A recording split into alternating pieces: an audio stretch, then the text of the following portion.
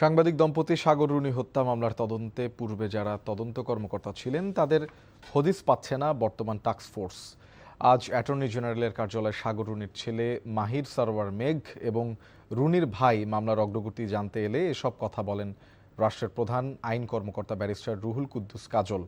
এ সময় মেঘ এবং তার মামা মামলার অগ্রগতি না হওয়ায় হতাশা প্রকাশ করেন।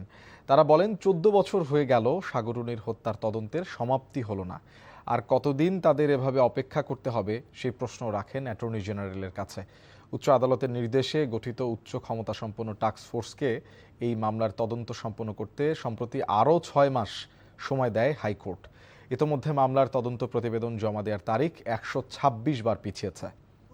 আসলে জানা দরকার যে আসলে কি হচ্ছে, তারা যদি নাও পারে অগ্রগতির কি কি কারণে সবাই যে যার মতো আসলে দায়সারাভাবে জিনিসটা ছেড়ে দিচ্ছে যে আগের গভর্নমেন্ট করেছে বা আগের তদন্তকারী কর্মকর্তা করেছে, তাদের অগ্রগতি কি, তারা এই 16 মাসে কি পেলো, কিছু তো একটা আসলে আমাদের মানুষ যা জানার দরকার নেই। বা এই যে চুপচাপ থাকা, এই যে বললো যে নথি পুড়ে গেছে, এগুলো তো অনেক ধরনের পারসেপশন ক্রিয়েট করে, যেটা আসলে আমাদের কিন্তু মানসিকভাবে আমরাও যেমন আসলে প্রচণ্ড হতাশাগ্রস্ত হয়ে যাই, মানুষের একটা কোয়ারি থাকে, তারাও নানা রকম গল্প বলে যেটা আসলে আমাদেরকে মেন্টালি এফেক্ট করে।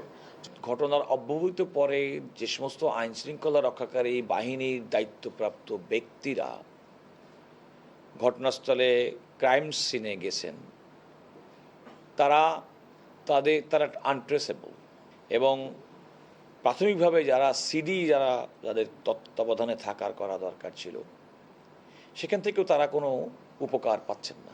বছরের পর বছর বিলম্ব ঘটেছে, এটা তো বাস্তবতা মানতে হবে।